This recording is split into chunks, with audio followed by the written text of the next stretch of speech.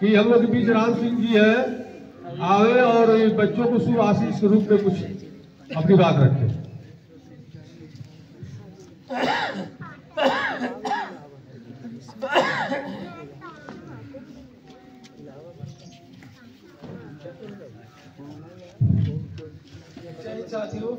साथियों, आज गणतंत्र दिवस के अवसर पर प्राइमरी पाठशाला सिहोड़वा में सभी नन्हे बच्चे अपने नन्हे कदमों से चलकर आए हैं और हमारे गांव के सभी परम पूज्य आदरणीय और नौजवान साथी भी आए हैं।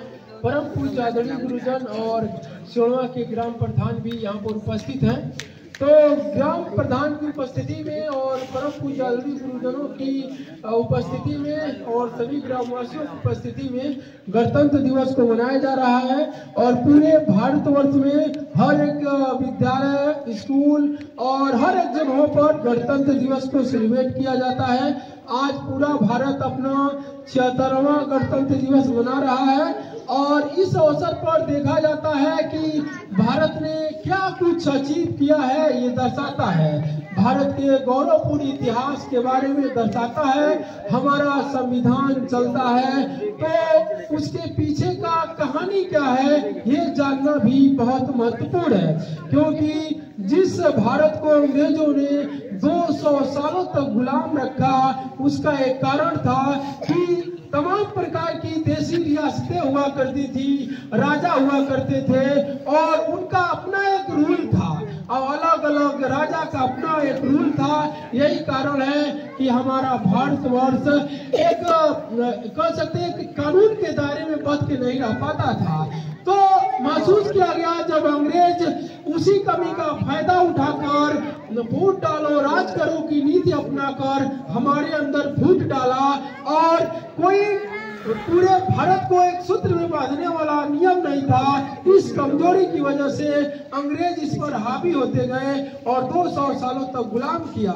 यही कारण है जब धीरे धीरे महसूस किए डॉक्टर भीमराव अंबेडकर और उनकी कमेटी ने मिलकर ये डिसाइड किया कि पूरे भारत को एक सूत्र में बांधना है तो एक संविधान की आवश्यकता होगी और संविधान को 2 वर्ष 11 में 18 दिन में तैयार किया गया और फाइनली हमारा संविधान 26 नवंबर सन 1949 को तैयार होता है और पूरे भारत में 26 जनवरी सन 1950 को लागू कर दिया जाता है। संविधान का दायरा इतना बड़ा था, जब हमारा संविधान बन रहा था वहां पर अंग्रेज कह रहे थे कि भारत एक सूत्र में बंध ही नहीं सकता, यहाँ तो तमाम प्रकार की जातियां हैं, धर्म हैं, ये लोग कैसे आपस में बंध के रहेंगे। अंग्रेजों का मानना था जब हम लोग भारत छोड़ के चले जाएंगे भारत बिखर जाएगा। लेकिन डॉक्टर भीमराव अंबेडकर ने वो करके दिखाया और जो 2 वर्ष 18 दिन में भारत का संविधान लिखा गया, वो भारत का ही नहीं दुनिया का सबसे बड़ा लिखित संविधान बनता है। और ये अंग्रेजों के गाल पर करारा तमाचा था।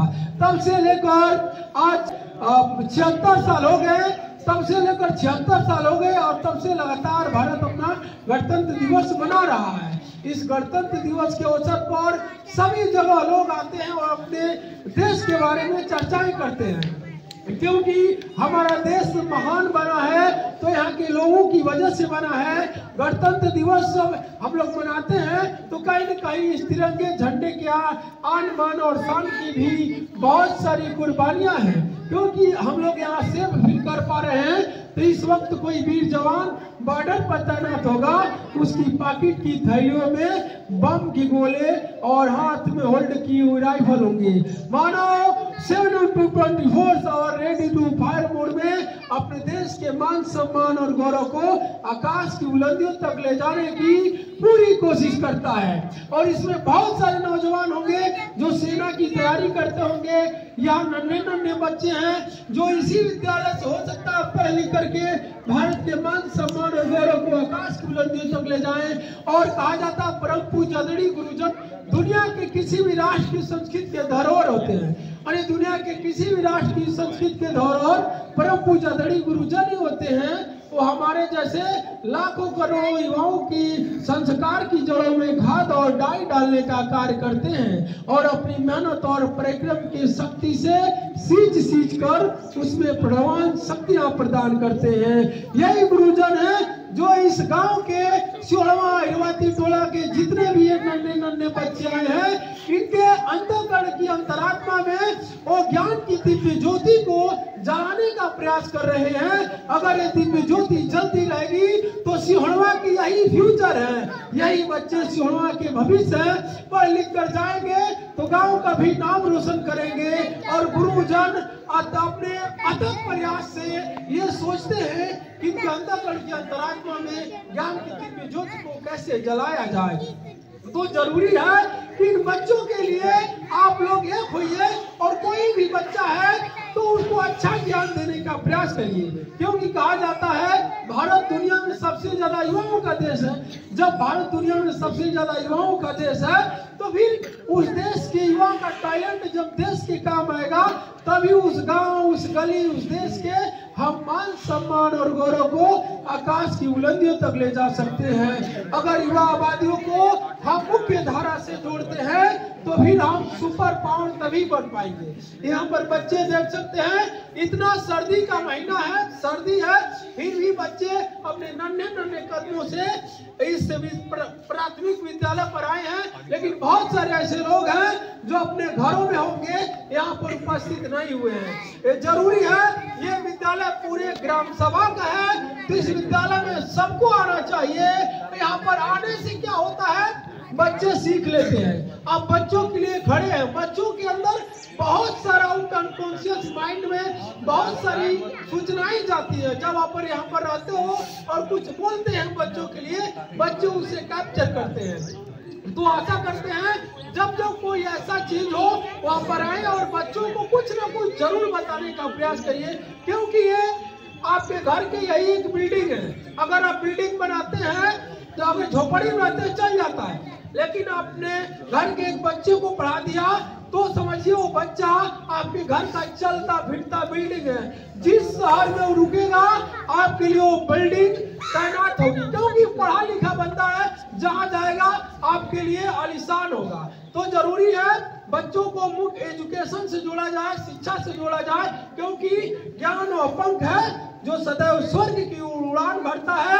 अगर वही ज्ञान जो कहा जाता है ज्ञान और पंख जो स्वर्ग की तरफ उड़ान भरता है, उसी पंख को मजबूत कौन करते हैं, परम पूज्य आदरणीय गुरुजन करते हैं। उसी पंख को मजबूती मिलेगी और आप अभिभावकों का सहारा मिलेगा तो वो पंख कतई आकाश की बुलंदियों तक अपना विजय पताका फहराएगा और तिरंगा के मान सम्मान और गौरव को बढ़ाएगा। इसी वाणी के साथ मैं अपने शब्दों को विराम देने से पहले सभी के लिए एक चीज कहना चाहूंगा कि जिस माँ ने इस धरा पाप को जन्म दिया होगा, शुरू से एक ही कामना की होगी कि मेरे लाल के जीवन रूपी हृदय की कोमल थाल में फूलों की झाड़ियां खिलेगी। लेकिन हम बड़े होकर के अपने जीवन रूपी हृदय की कोमल थाल में कटीली झाड़ियां उगाते हैं। तो उस प्यारे माँ बाप का क्या कसूर जिन्होंने हमें इस मातृभूमि पर जीने के लिए जन्म दिया होगा। तो इसी वक्त आप प्रतिज्ञा कीजिए, जब तक आपके शरीर में, जब तक आपकी धमनियों में रक्त का एक बूंद ही प्रवाहित हो, इस मातृभूमि का प्रेम प्रवाहित होना चाहिए। और कोई भी चीज हो वहां पर यूनिटी दिखाइए और कंधे से कंधे, कदम से कदम मिल करके ये प्रमाण दीजिए भारत की एकता और अखंडता के लिए हम एक दूसरे से कदम और कंधे से कंधे मिला करके चलने के लिए तैयार है। क्योंकि जब आप यूनिटी दिखाएंगे, कंधे से कंधे, कदम से कदम मिलकर आगे बढ़ने की ताकत और हौसला लाएंगे, तो फिर कोई काम ऐसा नहीं जो इसका सलूशन ना हो। कहा जाता है अगर इस वायुमंडल में किसी समस्या है, कोई समस्या है, तो इसी वायुमंडल से उसका सलूशन होगा। कि ये डिपेंड करता है कि आप इस वायुमंडल से क्या कुछ सीख सकते हैं। एक हम महाकुंभ में गए थे, एक IITian बाबा आए थे, उनसे जब लोग बात करते हैं वो कहते हैं कि ऐसी कोई समस्या नहीं है जो हमारा दिमाग है, एंटीना है, इसी वायुमंडल से कैप्चर करता है, तो समस्या जो आती है उसका सोल्यूशन भी इसी में है। और जहाँ ये महकुम कहा जाता है दुनिया का सबसे बड़ा धार्मिक स्थल था, वहाँ देश विदेश से लोग आते हैं और ये मालूम चलता है पूरे भारत की संस्कृति क्या होती है। वहाँ पूरे भारत का कल्चर संस्कृति देखने के लिए मिलती है, क्योंकि हमारे भारत में विभिन्न धर्मों विभिन्न मजहब के लोग हैं, लेकिन जब बात आती है भारत की एकता और अखंडता की, वह हम एक दूसरे से कदम कंधे से कंधे मिलाकर एक हो जाते हैं। यही भारत की एकता और अखंडता की ताकत है और इसी को आगे बढ़ाकर चलने की आवश्यकता है। तभी हम आकाश की बुलंदियों तक अपने मान सम्मान और गौरव को आकाश की बुलंदियों तक ले जा पाएंगे। और एक बार परम पूज्य आदरणीय गुरुजनों के लिए कहना चाहेंगे, एक परम पूज्य आदरणीय गुरुजन उस दीपक की भांति हैं जो स्वयं जल करके दूसरों को प्रकाश देते हैं। कहने का मतलब परम पूज्य आदरणीय गुरुजन उस दीपक की भांति जल रहे हैं इन बच्चों के लिए, इन बच्चों के फ्यूचर के लिए। ये बच्चे पढ़ लिख करके आगे जाएंगे तो आपके घर के मान सम्मान गौरव को आकाश की बुलंदियों तक ले जाने का प्रयास करेंगे। हमारा गला साथ नहीं दे रहा है, कुंभ में काफी ज्यादा मेहनत की है, तो इसी के साथ जय हिंद जय भारत। श्रद्धांजलि अर्पित करते हैं कि जिन्होंने हमारे देश के लिए अपना सर्वस्व न्यौछावर कर दिया। देखिए, ये सिंहड़वा की पावन धरती है। इस धरती पर ऐसे ऐसे महापुरुष पैदा हुए हैं जो पूरे देश में इस गांव का नाम रोशन करते हैं। जैसे कि हमारे भाई राम सिंह यादव जी इसी धरती से पैदा हुए हैं और हो सकता है इसी विद्यालय में पढ़े भी होंगे। इन्होंने बहुत ही अच्छा ज्ञान प्राप्त कर लिया है, जो देश के कोने कोने में जाकर के इस गांव का नाम रोशन कर रहे हैं। हमारा गांव कोई हल्का गांव नहीं है। सोचने की बात है, इस गांव के बहुत बड़े बड़े पहलवान हुए जो अंतर्राष्ट्रीय पहलवान तक इस धरती से पैदा हुए हैं। बहुत बढ़िया संत पैदा हुए जो तमाम कई जगहों पर मठ बनाकर रह रहे हैं। बढ़िया से बढ़िया शिक्षा प्रदान किए हैं इस धरती से, बढ़िया से बढ़िया नौकरी में भी है, खेल की जगत में भी है, गायकी के क्षेत्र में भी है। हर जगह से हमारे गांव का नाम रोशन हुआ है।